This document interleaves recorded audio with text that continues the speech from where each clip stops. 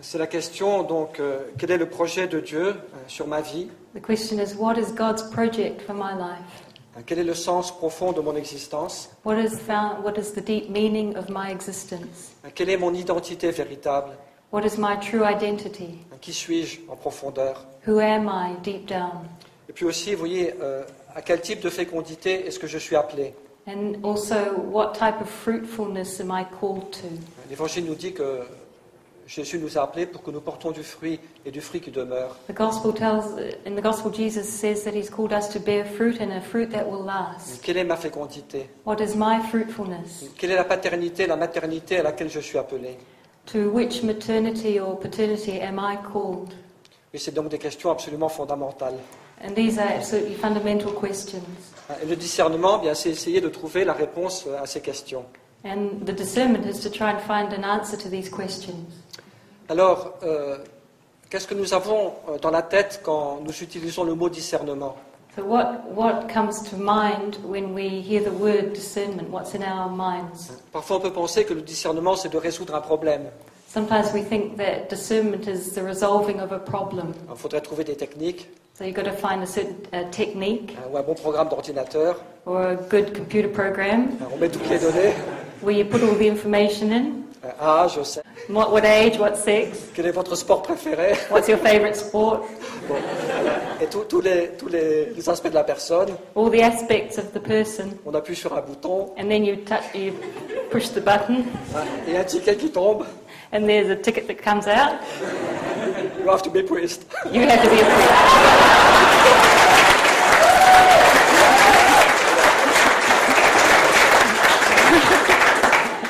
Don't lose time. Alors, c'est pas du tout comme ça que ça se passe. That's not how it happens at all. Je crois qu'il y a une autre image qui est beaucoup plus exacte. We can use another image that is much more exact. C'est l'image d'un fruit qui arrive à maturité. It's the image of a fruit that becomes ripe, Oui, un arbre qui porte un bon fruit, qui arrive à maturité en son temps. a tree that bears fruit that ripens in good time. Je crois que c'est ça en fait un discernement. And that is what discernment is in fact. C'est un choix, une décision, It's a choice, a decision, bon, basé sur une lumière, une conviction, based upon a light, a conviction, mais qui vient comme un fruit qui arrive à maturité. but that comes like a fruit that has come to ripeness. Ce que je dis, ça a des conséquences importantes. And what I'm saying has important consequences. La première, c'est que parfois, on ne peut pas discerner, And the first is that sometimes we can't discern. on ne peut pas décider, on ne peut pas voir la lumière, We can't decide or have the light we need tout simplement parce que le temps n'est pas venu. simply because it's not the time yet. Ce n'est pas encore la saison. It's not yet the season. Il faut encore un petit peu laisser Dieu agir dans notre cœur. And we just have to allow God to act in our hearts a bit more. Une autre conséquence très importante, Another important consequence c'est que, vous voyez, pour qu'un fruit vienne à maturité, il faut des conditions. is that for a fruit to ripen, it requires certain conditions. Une bonne terre dans laquelle l'arbre est planté, The tree needs to be planted in good soil. un bon soleil comme celui de Nouvelle-Zélande, It needs a good sun, like in New Zealand. de la pluie, Needs rain, comme en Nouvelle-Zélande aussi, also like in New Zealand. and so on. Et donc, ce qui veut dire, et donc c'est là-dessus que je vais insister, vous voyez. So I want to insist upon these points. Quelles sont les conditions qui permettent justement qu'un discernement arrive à maturité? What are the conditions that allow a discernment to come to full maturity? Donc ça, c'est ma première réflexion. This is my first reflection. Donc une deuxième réflexion, The second reflection c'est que discerner, c'est pas donc résoudre un problème avec la tête, is that to discern is not to try and resolve a problem with our heads, même si c'est important de se poser des questions et de réfléchir, bien sûr. even if it's obviously important to ask oneself questions and to think about it, to reflect. Mais vous voyez, discerner, c'est laisser émerger quelque chose, But to discern is to allow something to emerge, laisser venir à la lumière quelque chose to allow something to come into the light, qui est déjà en nous. something which is already in Et us. c'est ce qu'il y a en nous de plus profond, And it is that which is deepest ce qu'il y a en nous within us. de plus personnel, That which is the most personal que to parfois us. nous ne connaissons pas nous-mêmes, Sometimes we don't know ourselves, parce qu'on n'est pas en contact avec notre cœur profond, because we're not in contact with our deepest heart, bien parce qu'on est pris par 1000 autres choses, or because we're occupied with 101 other things, paralysé par des craintes. or paralyzed by fears. Vous voyez, le discernement, c'est tout un travail, So discernment is a whole work, un processus, a process, pour permettre à quelque chose qui est déjà en nous, to enable something that is already within us, qui est en fait notre personnalité profonde, which is in fact our deepest personality, donc de venir à la lumière. to come into the light.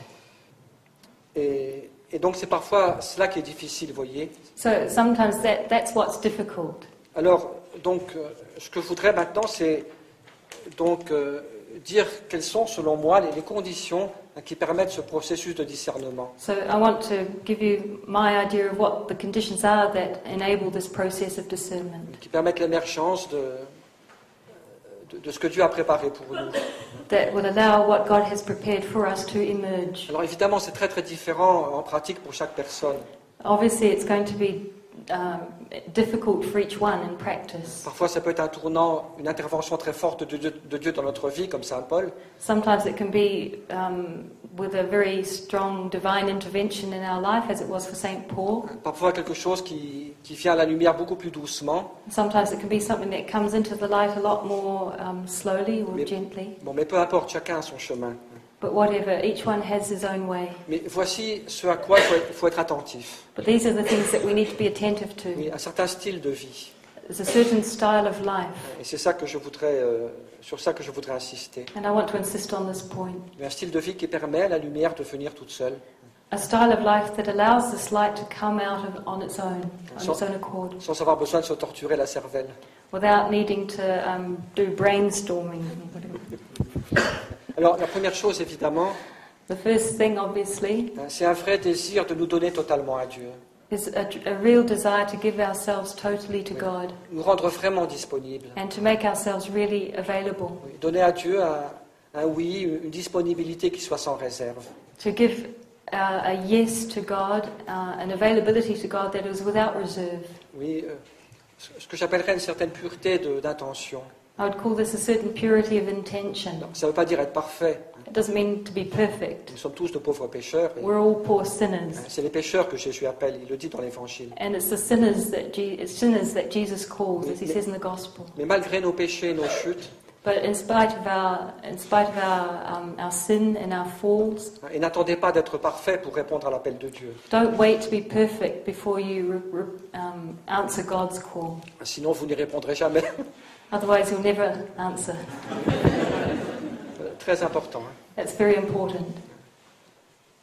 Parce que parfois, on prend prétexte justement de nos pauvretés, de nos misères pour refuser de répondre à Dieu. Because sometimes we use our poverty and our wretchedness as a pretext for not responding to God's call. Et c'est trop dommage. And that's a shame. Et Dieu nous prend comme nous sommes. God takes us as we are. Les vocations, elles naissent partout. The vocations are born everywhere. Du Saint-Augustin et tant d'autres. Bon. For example, St. Augustine and so many others. Mais malgré nos pauvretés, nos faiblesses, nos péchés, But in spite of our poverty, our weakness, our sinfulness, oui, être décidé à ouvrir notre cœur à Dieu, we need to be decided to open our heart to God, être décidé à lui appartenir. decided to belong to Him. Bon, ça c'est le premier point. That's the first point. Le deuxième point qui est très important aussi, The second point that is also very important je dirais c'est une totale confiance en Dieu. is to have a total trust in God, Vraiment la confiance des petits-enfants. that confidence of little children. Ne jamais douter de l'amour de Dieu et de sa bonté. Never doubt God's love and His goodness. Bon, j'en ai beaucoup parlé à propos de Thérèse. I spoke a lot about this with regard to Saint Oui. Therese. Parce que le principal obstacle dans un discernement de vocation, The main obstacle to the discernment of a vocation c'est nos peurs, c'est nos craintes. is our fears, our Oui. apprehensions. La plupart du temps, ce qui fausse un discernement, c'est la peur. Most of the time, what prevents this discernment is the fear. Et au contraire, la confiance But on the contrary, confidence permet à la lumière de venir peu à peu. allows the light to come little by little. Alors, on peut avoir peur de beaucoup de choses. We can be afraid of a lot of Et things, c'est important de détecter nos peurs, and it's important to detect our de fears, les identifier, to identify them, pour ne pas en rester prisonnier. so that we don't remain prisoners of them. C'est normal d'avoir peur, It's normal to be afraid, mais il ne faut pas se laisser conditionner dans nos choix par la peur. but we shouldn't allow our choices to be conditioned by our fears. Tout choix qui est fait par peur est un mauvais choix. Any choice that is made through fear is a bad choice. Un tout bon choix est un choix fait dans la confiance. And all good choices are made in confidence.